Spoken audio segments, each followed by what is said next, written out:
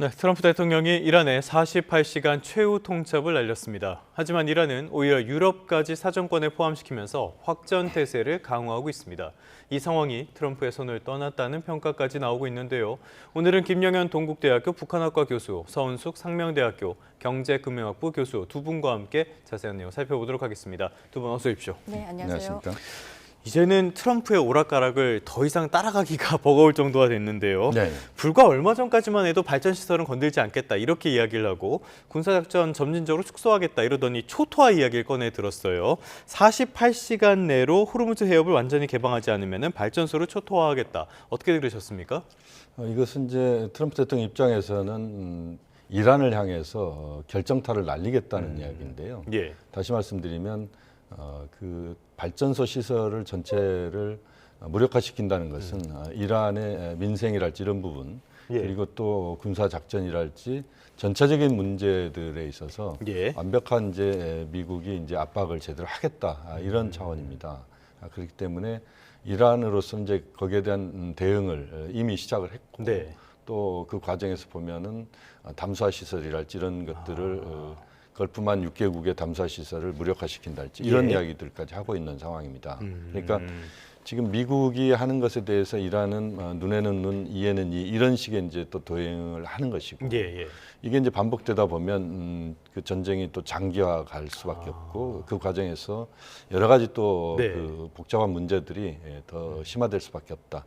좀 우려스럽다 이렇게 네. 볼 수 있겠습니다. 일단 호르무즈 해협에 대해서 이야기를 집중해서 해보자면요. 네네. 그래서 호르무즈 해협의 이 봉쇄를 풀기 위해서 미군이 직접 군사를 투입을 할 것이다, 뭐 작전을 할 것이다, 지상군을 투입하겠다 여러 가지 이야기들이 나오는데 명확한 건 하나도 없는 것 같아요. 네네. 전개 방향은 어떻게 예상하십니까? 그러니까 이제 그 호르무즈 해협에 미군이 직접 개입을 해서 예. 예를 들면 지금 이제 이스라엘 그다음에 이란 전쟁 이 과정에서 핵심적인 지금 시설이 석유 저장 시설 그다음에 석유를 그 밖으로 빼내는 이란의 하리브 섬입니다. 예. 이 섬에 대해서 만약에 그 미국이 상륙 작전을 펼친다. 이렇게 되면 이제 전황은 더 복잡해질 수밖에 없는 것이죠. 예. 다시 말씀드리면 미군이 직접 그 지상전을 펼치느냐 여부인데요. 이란 입장에서 보면 미군의 지상전에 대한 부분은 이란은 계속 대비를 그동안 해왔다고 봐야 되고 네네. 이란의 지형적 특성이랄지 여러 가지 상황으로 보면 지상전에 대해서 그 미군의 피해는 또 불가피한 부분이 있을 겁니다.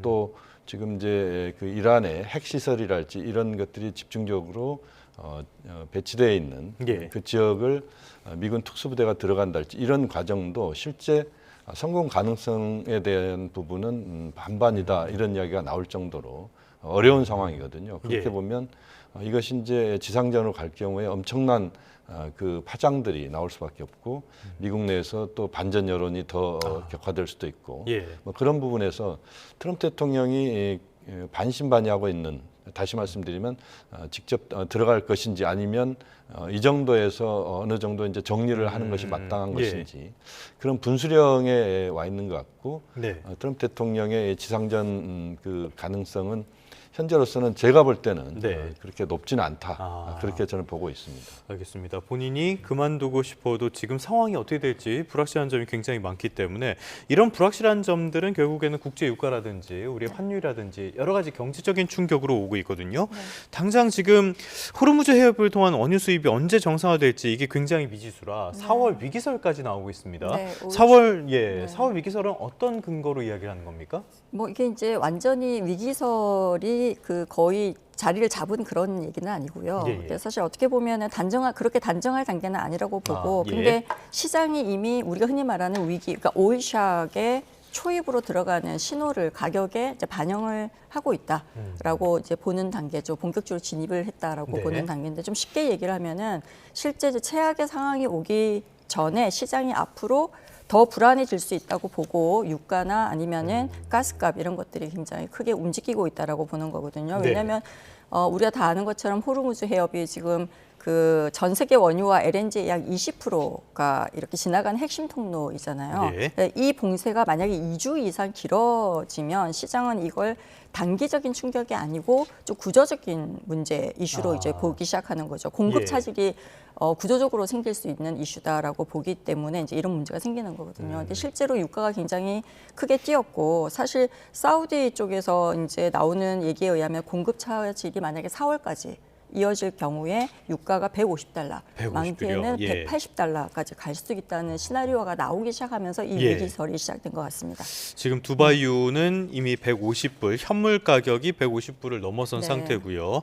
브렌트유나 WTI도 100불 언저리에서 움직이고 있으니까 위험한 상황인 건 분명해 보이는데요. 근데 이제 이게 앞으로 2주 뭐 이렇게 몇 개월 이게 문제가 아니라 네. 몇 주 안에 물류와 이 공급, 그러니까 생산 복구의 실마리가 보이느냐 네. 이게 가장 큰 핵심 포인트겠죠. 그래서 그게 안 보이면 시장은 본격적으로 예. 오일쇼크로 전환될 것이다라고 예상을 하고 있는 겁니다. 알겠습니다. 오일 쇼크에 대한 우려까지 나오고 있는데 문제는 지금 오일만이 아니라 오일을 포함한 모든 원자재 가격들, 뭐 텅스테인이, 알루미늄이니 가격이 다 오르고 있다는 점이에요. 네. 이런 것들 제조 이렇게 공급망을 압박하면은 이거 우리 경제로서는 치명타 아닙니까? 그렇죠. 제조업의 한 축이 굉장히 흔들리는 예. 그런 상황이 발생할 수도 있죠. 뭐 예를 들면은 지금 이제 이슈가 되고 있는 것은 석유화학 기초 원료인 나프타 가격이 굉장히 급등하고 있잖아요. 예. 그러니까 이게 어떻게 보면은 그 중동산 선적 자체가 굉장히 불안전하게 움직이고 우리나라로 들어올 가능성이 굉장히 지금 낮아서 공급 자체에 일단 영향을 주고 있고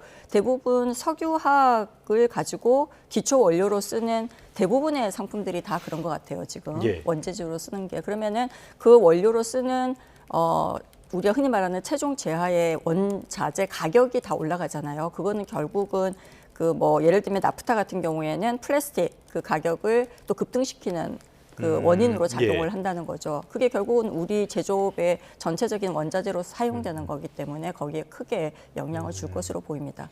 알겠습니다. 이렇게 불확실성이 이어지고 있는데 네. 그러다 보니까 미국 쪽에서 이것도 조금 혼란스러운데요. 네. 이란에 대한 원유 제재를 계속 해왔지 않습니까? 그렇습니다. 이걸 한시적으로 푼다고 해요. 네. 효과 있을까요? 그 원유 제재는 예. 지금 이란에 생산되고 있는 원유에 대한 제재가 아니고 예. 지금 이제 이란산 원유가 미국의 제재 때문에 네. 각국의 연안이랄지 또는 인도양 이런 쪽에 지금 유조선에 실려 있는 것들입니다. 아, 지금 바다 위에 떠 있는 것들입니까? 그렇죠. 예. 그게 이제 뭐 많게는 1억 7천만 불 또는 1억 7천만 배럴 또는 7천만 배럴 이 정도까지 이야기가 되고 있는데 이것을 이제 한시적으로 풀어준다는 겁니다. 그러니까 제재 때문에 그 이란이 자신의 원유를 그 수출을 제대로 못했던 것들이 지금 풀린다는 건데요. 네. 그만큼 트럼프 대통령 입장에서 다급한 부분이 있다는 겁니다. 우리 서 교수님 말씀하신 것처럼 지금 이제 유가가 급등할 수 있는 여러 환경들이 그렇죠. 조성돼 있지 예. 않습니까? 이걸 일시적으로 이제 낮추겠다는 건데요. 그렇지만 이제 이것이 이제 구조적으로 이란산 그 원유가 구조적으로 풀린다 할지 또는 지금의 전쟁이 어느 정도 상황이 좀 개선되는 이것이 아니면 당분간 뭐 며칠 정도는 이제 이게 효과를 네. 발휘할 수 있겠지만 장기적으로는 또 여전히 문제가 있을 수밖에 없다. 예. 그런 우려를 할 수밖에 없습니다. 그야말로 이거는 근시안적인 대책일 수밖에 없다는 말씀을 들어봤는데요. 자, 이런 상황에서 지금 호르무즈 해협 쪽에서 이란은 계속 갈라치기를 하고 있어요. 우리의 적이 아니라면은 호르무즈 해협을 통과할 수 있다 이런 네. 이야기를 하고요. 일본은 또 이란과 호르무즈 해협 통과를 협상을 하고 있다 이런 소식까지 전해졌거든요. 이란 쪽의 대응은 어떻게 보십니까? 이란 입장에서는 이제 미국이 48시간 이야기를 꺼냈지 않습니까? 예. 그렇게 되면 미국의 의도대로 말려들 수밖에 없기 때문에 오히려 이란은 지금 외교전을 펼치고 있다 이렇게 볼 수도 있습니다. 예. 그래서 이란 원유 또 호르무즈 해협에 목을 메고 있는 다수 국가들을 향해서 그 이란이 외교전을 펼쳐서 미국이 그 이란에 갖고 있는 그러니까 48시간 이 부분을 무력화시키겠다. 네네. 그래서 일본 같은 경우는 지금 뭐 중동 특히 호르무즈 해협을 통과하는 그 원유량이 절대적으로 그 일본으로 들어오고 있는데 이 문제를 부분적으로 풀어낸다면 사실상 일본 입장에서도 지금의 석유 문제를 어느 정도 일시적인 부분이지만 해결할 수 있다 이렇게 보고 있는 겁니다. 네. 그러니까 일본도 회담을 비공식적으로 할 수 있는 것이고 우리도 아마 지금 그 이란 당국과 비공식적인 어떤 접촉을 하고 있을 수도 있다고 봅니다. 그래서 지금 상황은 어쨌든 미국과 그 협조를 하고 있는 다수 국가들이 있지만 그러면서도 국제유가 또는 각국의 경제 상황들 고려해 봤을 때 실제 이란과도 협상을 하는 그런 이중적인 모습을 보이고 있고 또 앞으로도 그럴 가능성들은 높아진다. 그렇게 전망할 수 있겠습니다. 다른 나라들도 다들 생존에 신경을 쓸 수밖에 없는 상황이기 때문에 네. 어쩔 수 없는 측면들이 있는 것 같은데요. 자, 이런 상황에서 지금 이란도 계속적으로 주변국들을 타격하고 있지 않습니까? 그렇습니다. 그런데 간밤에 들어온 소식을 보니까요. 이스라엘 쪽에 미사일을 쐈는데 이스라엘이 이걸 다 막아내지 못해서 상당한 피해를 봤다라는 소식도 전해지고 있어요. 네네. 이스라엘이 자랑하던 그 아이언돔, 방공망, 이제는 한계를 드러내는 겁니까? 이번에 이제 보면 그 디모나라고 하는 지역인데요. 예. 이스라엘 남부 사막지대에 있는 디모나 여기는 이스라엘의 이제 핵단지입니다. 그러니까 핵 개발 또는 핵무기와 관련된 중요한 군사 기지다 이렇게 봐야 되는데 이것은 아마 이스라엘 입장에서는 최고의 보안 시설일 겁니다. 그렇겠죠. 그러니까 아이언돔이랄지 그 요격 체계가 제대로 갖춰져 있는 곳이 여기인데 이번에 보면 여기가 완전히 뚫렸습니다. 그러니까 이것이 일시적인 것인지 아니면 이스라엘의 방공망이 이제는 거의 그 요격 체계가 이제는 바닥을 드러낸 것인지 여기에 대한 이제 의문점들이 지금 드러나기 시작한 겁니다. 네네. 이란 같은 경우는 이스라엘의 지금 방공 시스템이 이제는 거의 무력화됐다 이렇게 지금 이야기를 이미 네. 하기 시작했고 또 그 미국 입장에서도 보면 이스라엘의 이 요격 시스템의 이 문제점에 대해서 미국도 상당한 고민이 있을 수밖에 없습니다. 왜냐하면 이란의 지금 미사일이 완전히 바닥났다고 트럼프 대통령은 이야기를 하지만 그러나 그 초음속, 극초음속 미사일이랄지 예. 고급 미사일 같은 경우는 이란에 대해서 이란이 이스라엘이나 중동 국가들에 대해서 그렇게 사용을 그동안 안 했습니다. 네네네. 이걸 아껴둔 것이다 이렇게 봐야 되는데 아. 이게 본격적으로 가동하면 이제 이스라엘의 인명 피해나 또는 군사 또는 경제 시설의 피해가 앞으로 더 많이 발생할 수밖에 없는 것이죠. 그렇게 보면 미국 입장에서는 그동안 계속 이란을 그 초토화시켰다 이렇게 이야기를 하지만 이란이 또 새로운 무기 체계로 이스라엘 공격하기 시작하면 이것은 또 전쟁 상황은 또 다른 상황으로 바뀔 수밖에 없는 그런 점에서 이번에 그 디모나 지역에 대한 그 공격은 상당히 이란 측의 입장에서 보면 의미가 있다고 봐야 되겠습니다. 이번에 중거리 미사일을 동원했는데 이건 맞습니다. 예상을 못했다고 하잖아요. 네네. 그런 측면에서 이란의 공격 그 여력은 아직 있다고 봐야 되는 겁니까? 그러니까 이번에 보면 이제 디에고 가르시아라고 하는 예. 인도양에 있는 섬인데 이게 영국령 섬입니다. 아, 예. 거기에 이제 미군과 영국의 공군기지가 공동으로 운영하는 공군기지가 있고 거기에 B2 전략 폭격기가 거기서 뜹니다. 아. 그만큼 이제 B2 전략 폭격기는 한 대당 1조 원이 넘는 그 폭격기고 이건 스텔스 기능을 갖고 있는 세계 최강의 폭격기입니다. 예. 이게 이제 거기서 뜨는데 이번에 그 이란이 그 디에고 가르시아에 대해서 두 발의 미사일을 발사했는데 원래 이란은 2,000km 이내만 그 미사일을 갖고 있다 이렇게 공언을 해왔습니다. 예. 왜냐하면 2,000km라는 것은 이스라엘을 타격할 수 있는 충분한 거리가 2,000km이기 때문에 미국의 공격 명분을 주지 않기 위해서 2,000km 제한을 했던 겁니다. 그런데 이번에 보면 3,200에서 4,000km의 그 탄도가 나온 겁니다. 그러니까 실제 보면 미국 입장에서 굉장히 놀랄 수밖에 없는 것이고 이스라엘도 그렇죠. 왜냐하면 이 4,000km라고 하는 것은 이것이 유럽을 향할 때는 영국, 프랑스가 다 타격권 안에 들어오는 그렇습니까? 겁니다. 예, 예. 그렇기 때문에 이번에 디에고 가르시아에 대한 요격이 돼서 피해는 없었지만 이 4,000km의 미사일 발사는 상당히 그 의미가 있다 이렇게 볼 수밖에 없습니다. 굉장한 또 위협이 하나 생겼다라고 볼 수 있겠는데요. 이런 위협이 이어지니까 아무래도 불확실성으로 연결될 수밖에 없지 않습니까? 시장이 굉장히 크게 흔들리고 있어요. 먼저 우리 시장부터 한번 볼까요? 우리 시장을 보면은 주가가 오락가락하면서 개인 투자자들이 많은 순매수에 나서면서 주가에 더 하락을 받쳐주고 있단 말이죠. 네. 그런데 개인 투자자분들 대부분이 손실 구간에 들어와 있다고요. 네, 네. 맞습니다. 그 개인 투자자 입장에서는 좀 많이 떨어졌으니까 지금 이제는 좀 싼 편이다라고 생각해서 저가 매수에 들어갔다라고 우리가 판단을 하거든요. 근데 실제로 뭐 2월 27일부터 3월 19일까지 뭐 최근 3주 정도 실적을 보면 개인들이 코스피에서 약 그 18조 원 넘게 순매수를 했어요. 예. 기관들은 매도를 했는데, 근데 문제는 이제 시장을 흔든 변수가 너무 컸다라고 봐야 되겠죠. 예. 같은 기간 코스피가 뭐 7.41% 정도 떨어졌고요.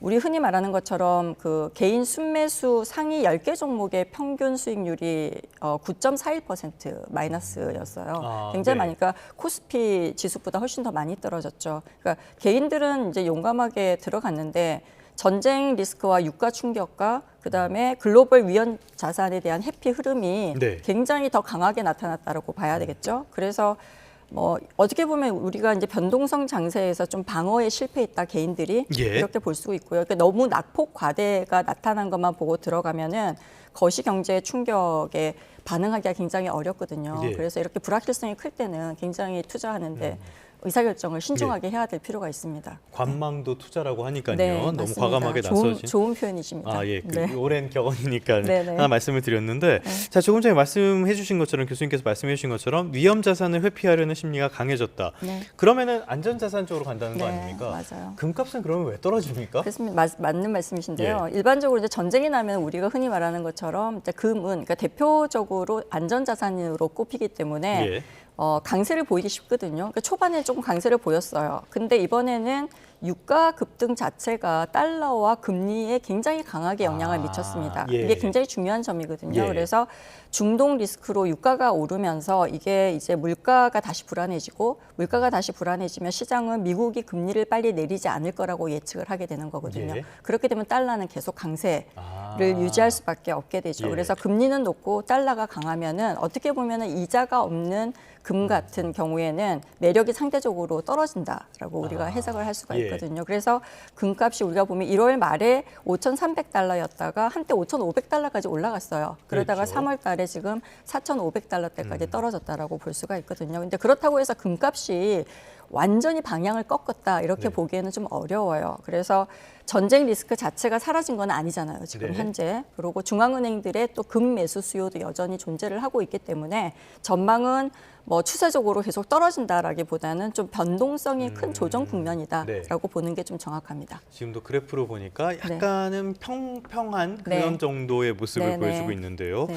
그런데 이것보다 더 크게 움직이는 게 하나 있습니다. 네. 우리나라의 원화 가치를 말씀을 드리는 건데요. 네, 네. 원달러 환율이 1,500원을 넘어서 이제 완전 고착화되는 모습이에요. 네, 네. 경제 부담이 상당히 클 것 같은데요, 이거는. 네, 맞습니다. 왜냐하면 일단 아까 방금 말씀드린 것처럼 달러가 굉장히 강세고요. 근데 그다음에 유가 자체가 우리나라에는 원자재 그 가격을 올리는 거잖아요. 네. 그래서 물가에 굉장히 크게 영향을 주고 결국은 유가, 그러니까 상승으로 인해서 우리가 흔히 보는 것처럼 경상수지가 굉장히 그 문제가 생길 수가 있습니다. 그래서 네. 물가와 경상수지의 적자가 우려되기 때문에 사실 원화는 계속 약세일 수밖에 없거든요. 예. 우리나라만 그런 게 아니고 아시아 전체, 그러니까 신흥국들의 그 화폐 가치가 전부 다 약세를 지금 보이고 있습니다. 네. 그래서 그런 상태에서 지금 1,500원, 이제 전쟁이 계속 지속이 된다라고 빨리 끝나지 않는다라고 하면은 1,500원.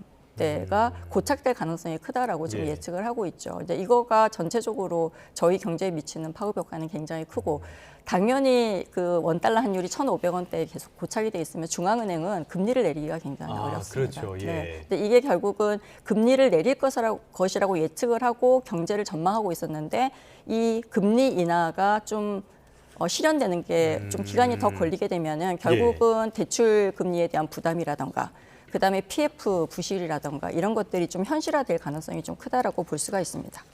알겠습니다. 네. 미국에서도 지금 금리 인하에 대한 전망은 많이 사그러들었으니까요. 네. 말씀하신 것처럼 불확실성 계속 커지고 네. 있다라고 봐야 될 텐데, 그렇다면 결국엔 전쟁을 언제 끝낼 것인가가 굉장히 중요할 것 같습니다.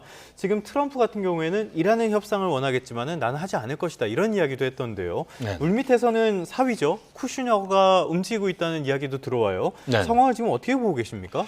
그러니까 이제 그 이란과 미국이, 이스라엘과 이란, 미국이 지금 보면 이에는 이, 눈에는 눈, 네. 이런 식의 지금 이제 그 대결을 계속 펼치고 있는 건 분명한 사실입니다. 겉으로는 그리고 강하게 서로. 그렇죠. 예. 지금 뭐 굉장히 그 서로 그 말도 그렇고 실제 군사적인 행동도 네. 굉장히 거칠게 지금 양쪽이 주고받고 있다. 이렇게 보복을 하는 이런 상황이다 이렇게 볼 수가 있는데 네. 그러면서도 그 협상에 대한 이야기들이 나오고 있습니다. 지금 이제 미국 입장에서 이제 카타르를 주목하고 있는 것 같아요. 예. 카타르가 작년에 이제 가자 지구에 그 협상 과정에서 카타르가 이제 중재 역할을 했습니다. 또 이집트도 과거에 보면 그렇죠. 이제 예. 많은 부분에 그 중재 역할을 해왔고 이번에 그 전쟁 상황을 보면 이집트만 조용합니다. 그러니까 이집트는 이스라엘도 공격하지 않고 예. 또 이란도 이집트는 공격하지 않습니다. 그만큼 이제 중립적인 역할을 지금 하고 있다 이렇게 볼 수가 있는데 네. 이 두 국가가 지금 움직이고 있다는 게 약간 지금 포착되고 있는 부분들입니다. 그러니까 한편으로 전쟁을 하면서도 그러나 출구는 만들어야 된다. 이게 예. 또 중요한 거 아니겠습니까? 그렇죠. 또 계속 마주 달리는 기차 이것만 갈 수는 없는 것이기 때문에 이 과정에서의 출구를 그 미국과 지금 이란이 네. 비공식적으로 만들고 있는 것 아니냐 뭐 이렇게 볼 수가 있습니다. 다만 이제 지금 상황에서 이제 출구가 그렇게 아주 밝게 보인다 이렇게 볼 수는 없고 예. 이제 준비하는 단계가 아닌가 뭐 이렇게 또 볼 수도 있겠습니다. 자, 그런데 출구를 마련하려면요. 어찌됐건 미국과 이스라엘의 이해가 어느 정도 맞아 들어갈 필요성이 있을 텐데 네. 지금 양 나라에서 완전히 다른 소리가 나오고 있단 말이죠. 그렇습니다. 이거는 또 어떻게 판단을 해봐야 됩니까? 지금 이제 보면 미국 입장에서 가장 좋은 출구는 이란의 핵물질, 핵시설을 완전히 정리하는 겁니다. 예. 그런데 이제 이란의 핵시설, 핵물질들이 지금 이제 있는 곳이 미국이 지상군을 투입하더라도 많은 피해를 보면서 또 그것이 그 핵물질을 확보할 수 있느냐에 대한 부분도 아직은 확실하지 않습니다. 네네. 그렇기 때문에 미국은 이제 주저하는 부분이 있는 것이고 이스라엘 입장에서도 이란의 전쟁 능력이랄지 핵 능력을 완전히 제로화시키겠다는 것이고 그렇지만 이제 그 단계까지 갈 수 있느냐의 여부인데 예. 이란은 뭐 페르시아 제국을 운영했던 나라고 엄청난 인구 1억의 대국입니다. 네.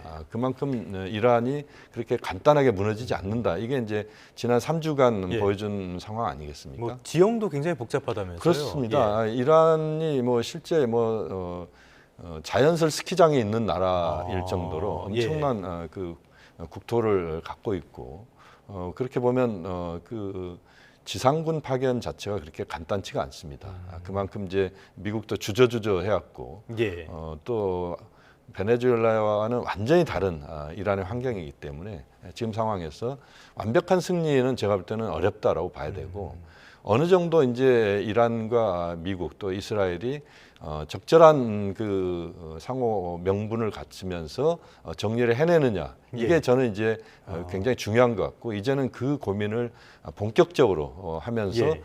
또 실제 어떤 성과들을 좀 내오는 뭐 그런 단계로 가야 되지 않느냐 그렇게 보고 있습니다.